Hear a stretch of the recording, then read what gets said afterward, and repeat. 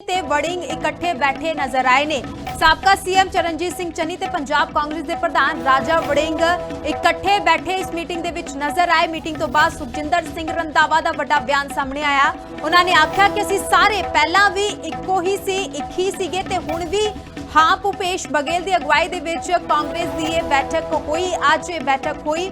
बीते कल वड्डी गिनती दे विच कांग्रेस के लीडर्स जो ने वो दिल्ली दा रुख उन्हां दे वल्लों कीता गया सी, पर उत्थे सोनम वांगचुक दे समर्थन दे विच स्टूडेंट्स वड्डी गिनती दे विच उत्थे प्रोटेस्ट कर रहे ने नीट पेपर लीक मामले दे विच, और उस दे विच प्रोटेस्ट दे विच समर्थन करन दे लई बच्चियां दा ये लीडर्स भी पहुंचे हुए सन, जिस दे कारण मीटिंग नहीं हो पाई सी। पर अज ये मीटिंग हुई है और मीटिंग दे विच राजा वड़िंग ते साबका सीएम चरणजीत सिंह चन्नी तस्वीरां दे विच इकट्ठे बैठे हुए नजर आ रहे ने। अहम इस मीटिंग नूं भी मन्निया जा रहा है और तस्वीर बहुत कुछ कह रही है, क्योंकि पिछले दिनों में जिस तरह के नाल काटो कलेश निकल के सामने आया, इस को लैके जो है दस दिए कि किते ना किते सियासत हुंदी हुई नजर आई। विरोधियां लगातार इस मुद्दे ते घेरदियां हुईयां भी कांग्रेस नूं नजर आई। पहला दो सी ना आज दो ने हमेशा ही कांग्रेस एक है और एक ही रहेगी और हम पंजाब में दोबारा आएंगे। अरे भैया बैठक बहुत अच्छी रही, सभी ने मिलकर पार्टी के हक में बात की है और केसी वेणुगोपाल जी ने प्रेजाइड किया है और सब ने मिलकर ये फैसला किया है। हम सब हाईकमान के साथ हैं, एक साथ चलेंगे और जल्दी ही हाईकमान की डेट जो है पंजाब के लिए फिक्स हो रही है और पंजाब के लिए डेट जल्दी मिल रही है और जल्दी से हम कैंपेन की ओर आगे बढ़ रहे हैं और उसको शुरुआत कर रहे हैं। अभी भूपेश बघेल जी हमारे जनरल सेक्रेटरी है, वो नीचे आ रहे हैं, वो आपको संबोधित करेंगे। मैं के सब लोग मिलकर काम कर सर ऑल इज वेल है, ऑल इज वेल। देखिए पार्टी 2027 की इलेक्शन कांग्रेस पार्टी जीतेगी, इसी के ऊपर पूरा अभी मीटिंग हुआ है और पार्टी 100% जीतेगी। धन्यवाद।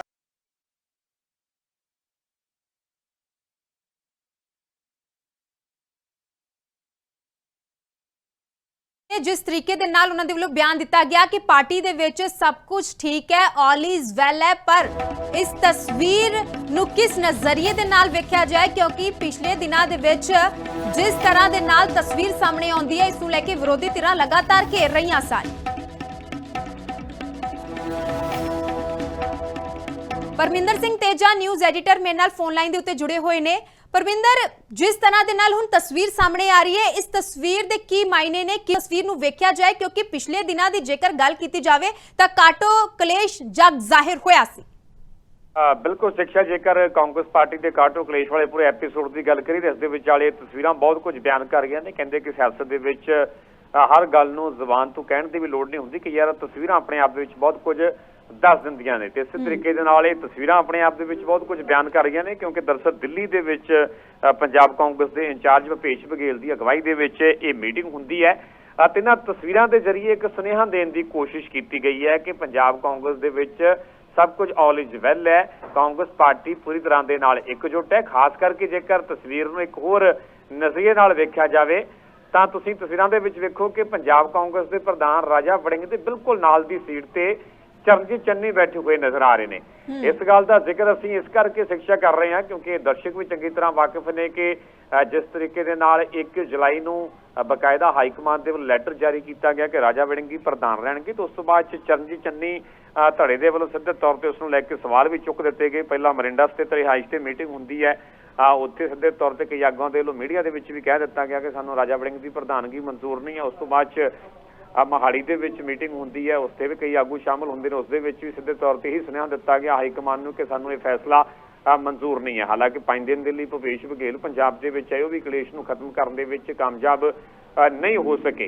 उस तो बाद गल करिए तां चरणजीत चन्नी, प्रताप सिंह बाजवा, सुखजिंदर रंधावा की मुलाकात केसी वेणुगोपाल दे नाल दिल्ली दे विच हुंदी है। तां उस दिन भी जदों चरणजीत चन्नी बाहर आए सन तां उन्हां दे सुर काफ़ी पहलां दे मुकाबले नरम नज़र आए। तो सुर नरम क्यों सन, जां विचकारला की फार्मूला तय किया गया, जां की तस्वीरां दे जरिए एकजुटता विखाउण दी कोशिश की जा रही है। सवाल यह भी है कि दिल मिलते ने जां नहीं, जां दिलों की सारे आगू इकट्ठे एक प्लेटफार्म से मंच से इकट्ठे होकर 27 दी लगे वधदे नहीं, तो खैर वेखना होगा। पर इन्हां तस्वीरां के जरिए जरूर कांग्रेस पार्टी यही सुनेहा दे रही है, यही मैसेज देने की कोशिश कर रही है, यही कहा जा रहा है कि Congress party they which all is well है, जो कि भूपेश बघेल दे वल्लों बकायदा ਟਵੀਟ ਵੀ ਕੀਤਾ ਗਿਆ। ਫੋਟੋਆਂ ਦੇ ਨਾਲ ਉਹਨਾਂ ਦੇ ਵੱਲੋਂ ਲਿਖਿਆ ਗਿਆ ਹੈ ਕਿ ਟੀਮ ਪੰਜਾਬ ਇਕਜੁੱਟਤਾ ਦੇ ਨਾਲ ਪੰਜਾਬ ਦੀ ਜਨਤਾ ਦੇ ਲਈ ਲੜੇਗੀ ਤੇ ਜਿੱਤੇਗੀ। ਜਿੱਤ ਦਰਜ ਕਰਨ ਦਾ ਵੀ ਦਾਅਵਾ ਜੋ ਕਿ ਭੁਪੇਸ਼ ਬਘੇਲ ਦੇ ਵੱਲੋਂ ਕੀਤਾ ਗਿਆ। ਜਿਹੜੇ ਆਗੂ ਬਾਹਰ ਆ ਕੇ ਮੀਡੀਆ ਦੇ ਨਾਲ ਗੱਲਬਾਤ ਕਰ ਰਹੇ ਸਨ ਉਹਨਾਂ ਦੇ ਵੱਲੋਂ ਵੀ ਕਿਹਾ ਗਿਆ, ਦਾਅਵਾ ਕੀਤਾ ਗਿਆ ਕਿ ਕਾਂਗਰਸ ਦੇ ਵਿੱਚ ਆਲ ਇਜ਼ ਵੈਲ ਹੈ। ठीक है परमिंदर, बहुत बहुत शुक्रिया तमाम जानकारी साझी करने के लिए। तो तस्वीर बिल्कुल साफ नजर आ रही है और जो लीडर्स ने जो मीटिंग होंगी और उस तो बाद उन्होंने बयान सामने आते हैं जिस दे विच उन्होंने वालों आख्या गया कि party they which all is well है, पर वेखना बेहद ज्यादा अहम रहेगा कि किस तरीके दे नाल 2027 दीयां चोणां दे विच कांग्रेस अपनी तस्वीर दिखाउंदी है, क्योंकि जिस तरीके दे नाल हाल ही दे विच जो तस्वीरां निकल के सामने आउंदियां ने वो जरूर किते ना किते लोकां दे मनां दे विच सवाल वड्डे खड़े करदियां ने। पर हुण जदों ये तस्वीर निकल के सामने आ चुकी है, मीटिंग दी तस्वीर है, दिल्ली दे विच बैठक हुई है जिस दे विच 2027 दीयां चोणां नूं लैके रणनीति उलीकी गई है और इसे दे विच ये तस्वीर सब कुछ जाहिर भी कर रही है और कहा भी यही जा रहा है कि पार्टी दे विच सब कुछ ठीक है। मीटिंग तो बाद सुखजिंदर सिंह रंधावा दा बयान सामने आउंदा है। इस तो इलावा दस दिए कि राजकुमार वेरका दा बयान सामने आउंदा है और इस दे नाल ही दस दईए कि जिस तरह के नाल बयान हुण सीनियर लीडर्स के सामने आ रहे हैं तो उन्होंने वालों यही दिखाने की कोशिश की जा रही है कि पार्टी दे विच सब कुछ ठीक है। जो कलह देखने को मिल रही सी, जो कलेश देखने को मिल रहा सी, किते ना किते थमदा होया ठंडे बस्ते दे विच पैंदा नजर आया।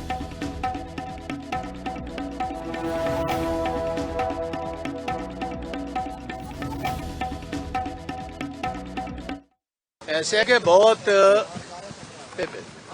बहुत एक्सटेंसिव मीटिंग हुई है और एक्सटेंसिव मीटिंग के बाद जनरल सेक्रेटरी साहब आपको सारी बात बताएंगे और बहुत जल्द कैंपेन लॉन्च होगा और कैंपेन की शुरुआत जो है हमारे राहुल गांधी जी और कांग्रेस अध्यक्ष जी करेंगे।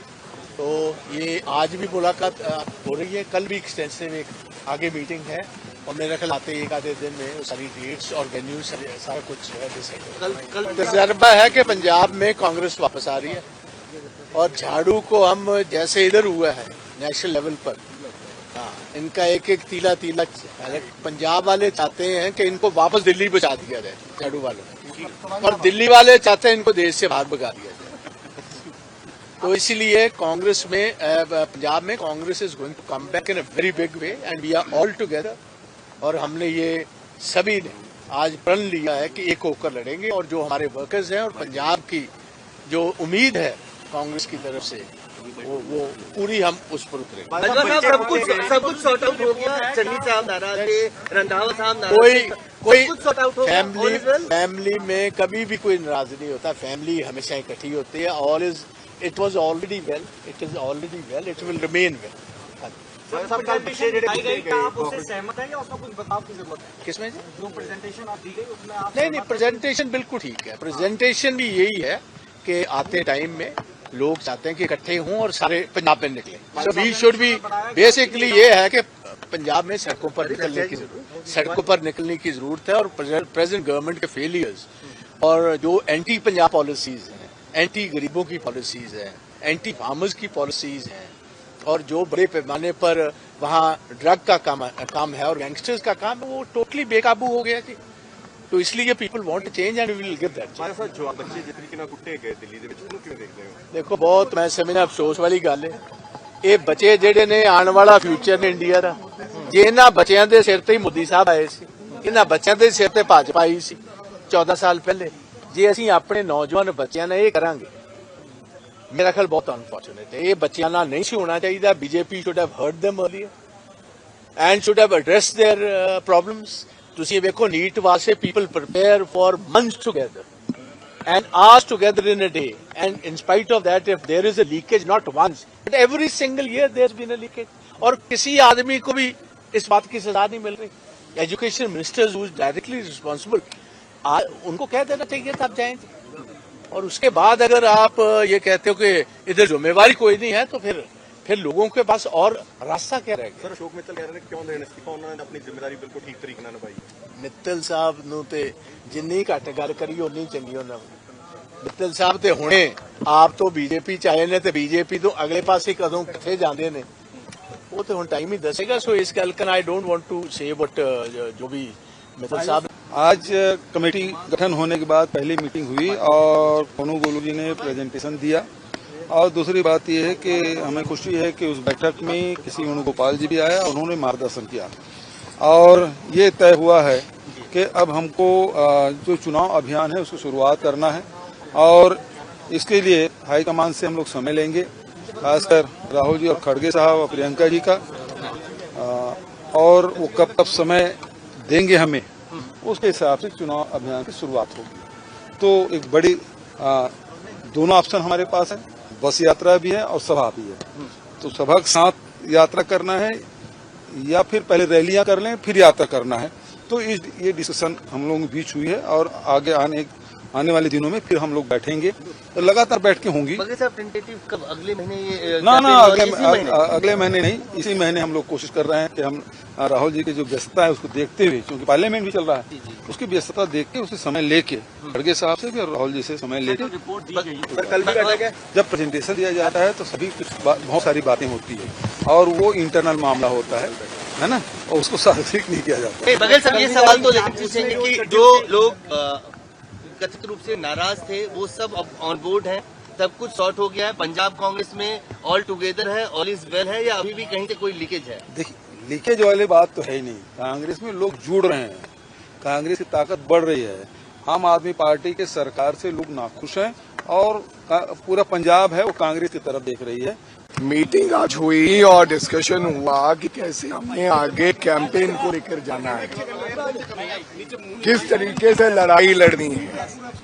जिस तरीके से बीजेपी सरकार ने पंजाबी बोल रहा हूं, जिस तरीके ना बीजेपी सरकार ने पेपर लीक मामले ते देश के नौजवानों नाल धोखा किया है, उसे तरह ही आम आदमी पार्टी किस तरह से लड़नी है।